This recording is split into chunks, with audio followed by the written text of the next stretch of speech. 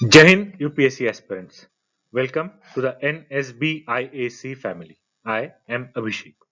Aspirants, हमारे 4 pillar initiative का phase 2 चल रहा है जिसमें हम स्टडी और प्रैक्टिस करेंगे और ये स्टडी फिलहाल हम ज्योग्राफी की कर रहे हैं और प्रैक्टिस उसी से रिलेटेड ज्योग्राफी और करंट अफेयर्स की रोज 10 MCQs हम टेलीग्राम चैनल पे सुबह अपलोड करते हैं और उसका डिस्कशन शाम को इस वीडियो के माध्यम से करते हैं। तो आज ये चौथा दिन है, 6 फरवरी है आज, और उसके क्वेश्चंस का हम डिस्कशन करते हैं। तो आगे बढ़ते हैं।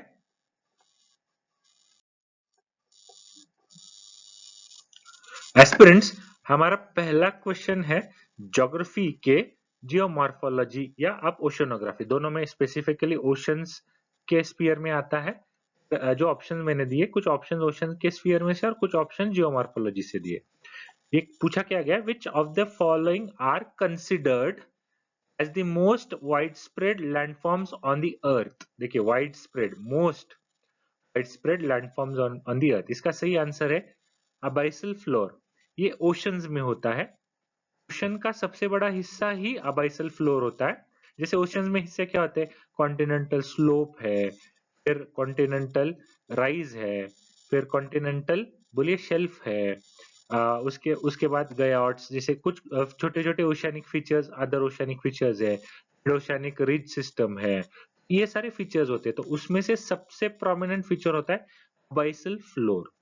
तो अबाइसल फ्लोर ओशंस में भी सबसे बड़ा लैंडफॉर्म होता है साइज वाइज, और अर्थ पे भी ये सबसे बड़े लैंडफॉर्म्स यही से है। देखिए, आप ओशंस की साइज देखिए और फिर आपको पता चलेगा। बेसिकली एक फैक्ट भी है। तो ये ओशन से रिलेटेड है, पर ये जो मैंने ऑप्शन आपको दिए ये भी आप अच्छे से पढ़ लीजिए। ओशन से रिलेटेड है, दो जियोमॉर्फोलॉजी और मॉर्फोलॉजी से रिलेटेड है। तो आपको ये फैक्ट तो ध्यान में रखना ही है, उसके अलावा आपको इनके बारे में आप पढ़ लीजिए एक बार। ठीक है, आगे बढ़ते हैं। एस्पिरेंट्स, हमारा दूसरा question is related to again oceans, distribution of salinity. Saline जो होता है, सैलिनिटी, सलाइन वाटर, उस सलाइन वाटर के ocean salinity of the oceans depend on, इनमें से कौन से फैक्टर पे डिपेंड करता है। तो देखिए, ऑप्शन यहाँ पे ऑल ऑफ द अबव है, उसके कई फैक्टर्स होते हैं। तो एक जैसे यहाँ पे मैंने 3 ऑप्शन दिए, इनफ्लक्स ऑफ फ्रेश वाटर, मतलब समंदर या ओशन, महासागर से जो नदी आके मिलती है, ये influx of the fresh water, ये फ्रेश वाटर लाती है। उसके साथ ही साथ सिर्फ नदियां ही नहीं, रेनफॉल भी एक प्रेसिपिटेशन एक कारण होता है। ओशन करंट, देखिए ओशंस काफी बड़े हैं और इसका पानी जो होता है, वाटर जो होता है, कभी स्टेगनेंट नहीं होता है, कॉन्स्टेंटली मूविंग होता है। ओशन करंट्स होते हैं, कुछ कोल्ड होते हैं, कुछ वार्म होते हैं। ये सभी फैक्टर्स डिपेंड करते हैं जो सैलिनिटी तय करते हैं ओशन की। अब समुद्र का पानी कितना खारा होगा, अब डेड सी को देखिए, डेड सी में water is more salty as compared to any of the other oceans. In fact, it is considered to be 10 times saltier than normal oceans. अब मेडिटेरेनियन सी का अलग है, अरेबियन सी का अलग है, या फिर हडसन बे तो है नॉर्थ अमेरिका में, कनाडा के यहाँ पे, उसका अलग होता है सैलिनिटी। अटलांटिक ओशन का अलग है, इंडियन ओशन का अलग है, या फिर बे ऑफ बंगाल का अलग होता है, अरेबियन सी का अलग होता है। ये क्यों होता है? तो डेड सी में क्या होता है, देखिए इनफ्लक्स ऑफ वाटर भी नहीं है, कहीं कोई मेजर रिवर डेड सी में नहीं जाती। एक रिवर है जो आपको पता करनी चाहिए और आप वो पता करिए और मुझे कमेंट सेक्शन में बोलिए। पर उसके अलावा ऐसे मेजर वहां पे कोई रिवर नहीं, उसके अलावा जो डेड सी में फ्रेश वाटर लाती है। या बरसात उस इलाके में, वो एरिड रीजन है, बरसात भी कम है, ओशन करंट्स भी नहीं है, तो ये, और इवेपोरेशन भी होता है, ये भी एक फैक्टर है। तो ये सारे फैक्टर्स के बारे में आपको पढ़ना है। इसके अलावा भी कुछ फैक्टर्स है, एक मैंने आपको बोला है, बाकी आप जब पढ़ेंगे इस टॉपिक को तो अच्छे से समझ लीजिए। तो ये सारे फैक्टर्स मैटर करते हैं सैलिनिटी के ऊपर। देखिए, 2024 में भी इससे रिलेटेड एक क्वेश्चन आया था, सैलिनिटी से रिलेटेड, इसलिए मैंने एक क्वेश्चन भी लिया है ताकि आप सैलिनिटी भी पढ़ पाओ और बाकी सारी चीजें सैलिनिटी से जुड़ी हुई है वो आपको समझ में आ जाए। आगे बढ़ते हैं। हमारा तीसरा क्वेश्चन है related to again oceans, counter currents. अब द इक्वेटोरियल काउंटर करंट्स क्या होता है? ओशन करंट्स में, हर ओशन में इक्वेटोरियल करंट्स है, जैसे पैसिफिक हो, अटलांटिक हो, ये सारे करंट्स है। अभी ये सवाल है ना, मैंने 2015 के प्रीलिम से ही लिया है। क्योंकि इंपॉर्टेंट है ओशन करंट्स पे 2024 में भी क्वेश्चन आया था और आने की संभावना भी अधिक होती है। एल नीनो, ला नीना, इनके कारण भी ओशंस और ओशन करंट्स इंपॉर्टेंट हो जाते हैं। तो देखिए ये जो इक्वेटोरियल करंट्स होते हैं, दोनों तरह के इक्वेटोरियल करंट्स होते हैं, Pacific Ocean, Atlantic Ocean, Indian Ocean में। तो क्या होता है, अब for example equatorial currents usually they in all the major ocean they flow from in this direction, okay, from east to west, but there is a current that flows from west to east। देखिए ऐसा एक current होता है जो flow करता है, इसे कहते हैं इक्वेटोरियल काउंटर करंट। कभी कभी हम काउंटर इक्वेटोरियल करंट भी कहते हैं, क्योंकि दोनों इस तरफ जा रहे हैं, नॉर्थ और साउथ ओशन में भी, एक उसके अलग दिशा में जा रहा है, काउंटर कर रहा है। तो क्यों होता है, उसका कॉज क्या है? तो इसका सही ऑप्शन था कन्वर्जेंस ऑफ इक्वेटोरियल करंट। देखिए जब दोनों जाते हैं, कन्वर्ज करते हैं, तो amount of water, the level of water in this side of the ocean rises relatively as compare to this side. देखिए रिलेटिव होता है, तो क्या होता है, जब साइज पानी की यहाँ पे मात्रा ज्यादा है, तो ऑब्वियसली यहाँ से थोड़ा पानी बैलेंस करने के लिए वहां बहेगा। अब देखिए इसका आपको जवाब, ये एग्जाम मैंने खुद दिया था और एक मेरा सही आया था। ये क्यों आया था, क्योंकि ये डिस्कस किया गया था, मैंने पढ़ा था ओल्ड ज्योग्राफी के एनसीईआरटीज में। फिजिकल ज्योग्राफी की एक ओल्ड एनसीईआरटी थी, उसमें मैंने पढ़ा था, नए एनसीईआरटीज में आपको नहीं मिलता है। अब देखिए अभी क्वेश्चन आएगा नहीं आएगा इसकी बात अलग है, पर क्योंकि नई एनसीईआरटीज में कवर नहीं होगा, तो आपको ये फैक्ट पता होनी चाहिए, इसीलिए मैंने वो पढ़ा था। अब देखिए इस दौर में भी 2015 में भी नई एनसीईआरटीज ही थी, ये काफी पुरानी एनसीईआरटी थी 2000 से पहले वाली। क्योंकि मेरा ज्योग्राफी ऑप्शनल खुद का था, तो मैंने वो पढ़ा था कुछ चीजों के कारण, तो मुझे आया था। पर आपको ये इसकी दिक्कत ना हो, इसीलिए मैंने यहाँ पे आपको आंसर दे करके रखा है। तो आप ये समझ लीजिए, उसके अलावा ये सारे फैक्टर्स ओशन से रिलेटेड ही है, तो इन्हें भी आप एक बार पढ़ लीजिए। ये बेसिकली हमने कल डोल्ड्रम्स देखा था, डोल्ड्रम्स भी एक फैक्टर हो सकता है, पर मेजर फैक्टर इज ओके। आगे बढ़ते हैं। Question 4, Which of the following phenomena might have influenced the evolution of organism? See, इन्होंने क्या पूछा है, might have, मतलब संभावना है कि इनमें से किसी एक फिनोमेना ने या दोनों फिनोमेना ने एवोल्यूशन ऑफ ऑर्गेनिजम्स, जीवों की जो उत्क्रांति है उसमें मदद की होगी या इन्फ्लुएंस किया होगा।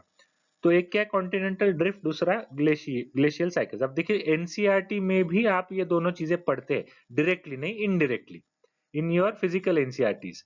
ये एक, ये भी एक यूपीएससी का ही क्वेश्चन है, प्रीवियस ईयर्स क्वेश्चन। एनसीईआरटी में आप ये दोनों पढ़ते हैं। देखिए हम ऑर्गेनिजम्स देखते हैं कि जैसे ऑस्ट्रेलिया में यूनिक है, या सोकोट्रा करके एक आइलैंड है येमेन, इसमें आता है, अरेबियन सी में लोकेटेड है, उससे रिलेट उसके भी कुछ unique plant features, animal features है, कुछ एनिमल्स उसी जगह पे मिलते हैं। ये इवोल्यूशन में कॉन्टिनेंटल ड्रिफ्ट का रोल होता ही है, ये क्योंकि कॉन्टिनेंट्स चेंज हो रहे हैं, पर वो लाइफ काफी पहले शुरू हुई है अर्थ पे, तो it has influence the evolution. Obviously glaciation cycle, क्योंकि ये क्लाइमेट इन्फ्लुएंस करता है, और climate is an important factor in evolution. ये सिर्फ क्लाइमेट ही इन्फ्लुएंस नहीं करता, सी लेवल भी इन्फ्लुएंस करता है, फिर एरिड सेमी एरिड रीजन्स या जहाँ पे ज्यादा बरसात होगी ऐसे रीजन्स को इन्फ्लुएंस करेगा।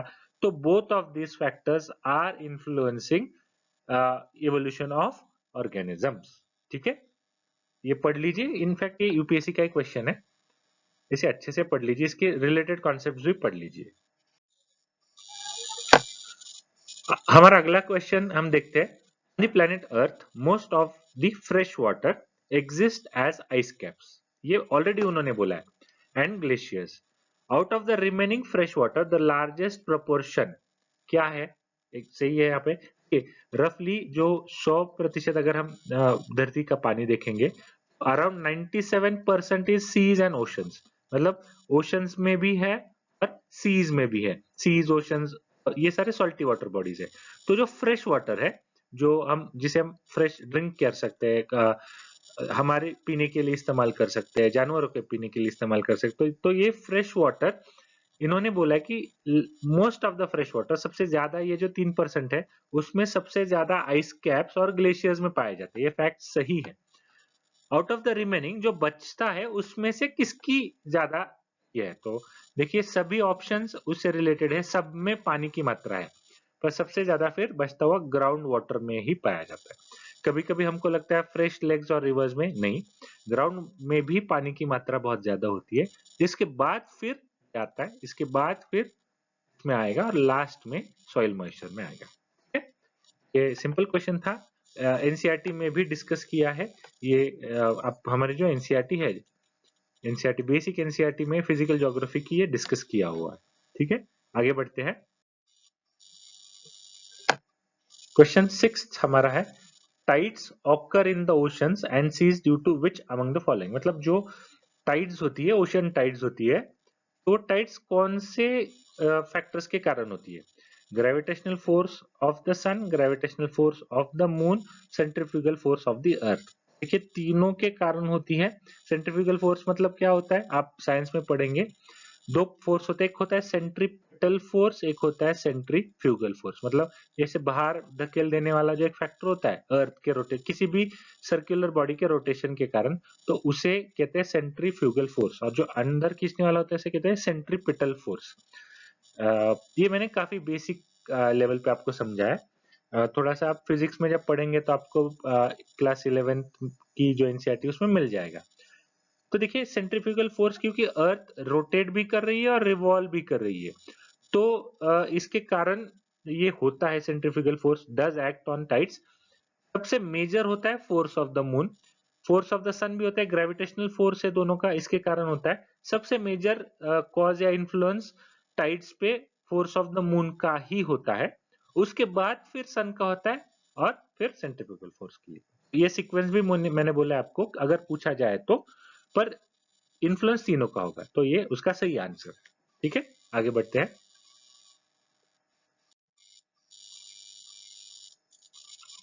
हमारा 7वां क्वेश्चन है, the most important fishing grounds of the world are found in the regions where warm and cold atmosphere. देखिए यहाँ पे पूछा क्या है, फिशिंग ग्राउंड्स। फिशिंग ग्राउंड्स कहाँ पे होते हैं, पानी में। यहाँ पे क्या किया है उन्होंने, एटमॉस्फेरिक करंट, ये एक आपको कैच था।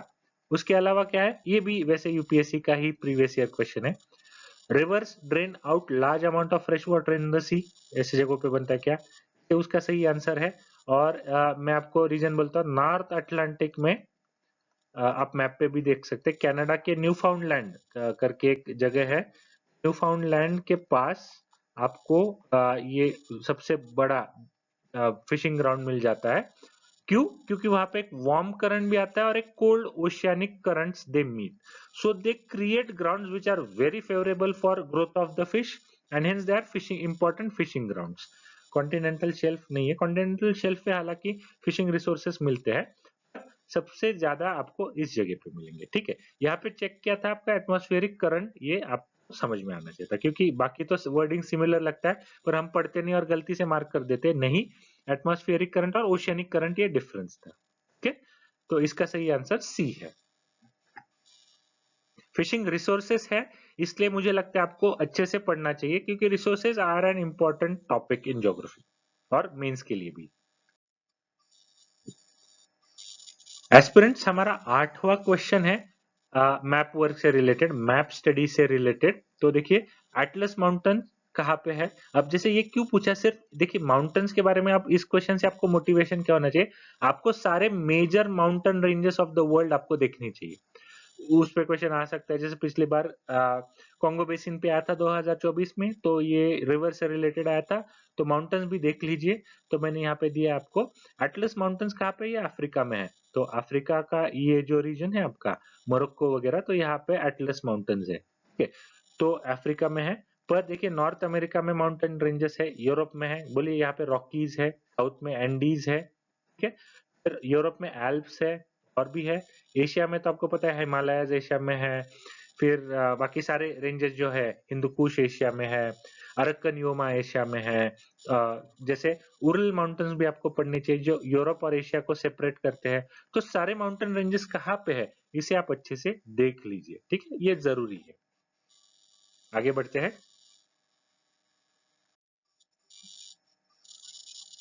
दोस्तों हमारा 9th क्वेश्चन है ओशियनिक ट्रेंचेस से।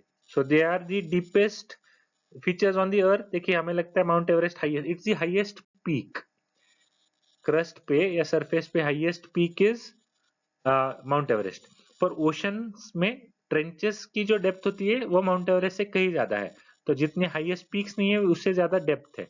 मरियाना ट्रेंच पैसिफिक ओशन में है, एशिया के कोस्ट के पास में।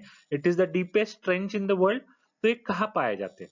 Closure to the coast line. अब ये क्यों होता है? क्योंकि वहां पे देखिए कोस्ट लाइन, जैसे पैसिफिक ओशन का देख लेते, तो ये क्या है, they are plates, oceanic plate है और उसके बगल में कॉन्टिनेंटल प्लेट्स है। ये मानो एशिया का है, यहाँ पे नॉर्थ अमेरिका का है, साउथ अमेरिका का है, और भी छोटे मोटे प्लेट्स होते हैं। तो क्या होता है, प्लेट टेक्टोनिक्स के कारण क्या होता है, एक प्लेट आती है और दूसरे प्लेट के ऊपर जब भिड़ती है तो एक प्लेट ऊपर जाती है, दूसरी प्लेट नीचे आती है। जब ये दबते जाता है ना, तो ऐसे फीचर बन जाता है विच इज वेरी डीप। तो ये होते हैं ओशियानिक ट्रेंचेस। और ये जहाँ पे प्लेट बाउंड्रीज होती है ना, उस प्लेट बाउंड्रीज के पास में पाया जाता है। अब ओशियानिक ट्रेंच के बारे में पाया जाता है तो ऑब्वियसली एक प्लेट ओशियानिक होगी और एक प्लेट कॉन्टिनेंटल होगी। तो ऐसी जगहों पे ये पाया जाता है।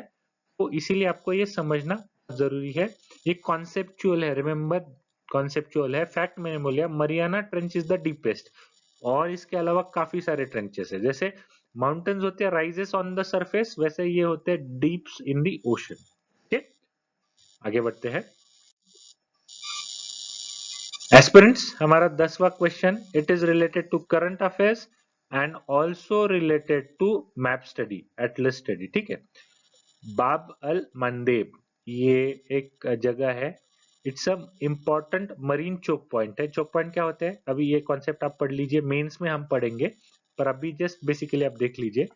इज लोकेटेड बिटवीन, ये क्या होते हैं चोक पॉइंट्स, ऐसे इलाके जिसे आसानी से मरीन सी रूट्स या सी रूट्स में आप आसानी से चोक कर सकते हैं।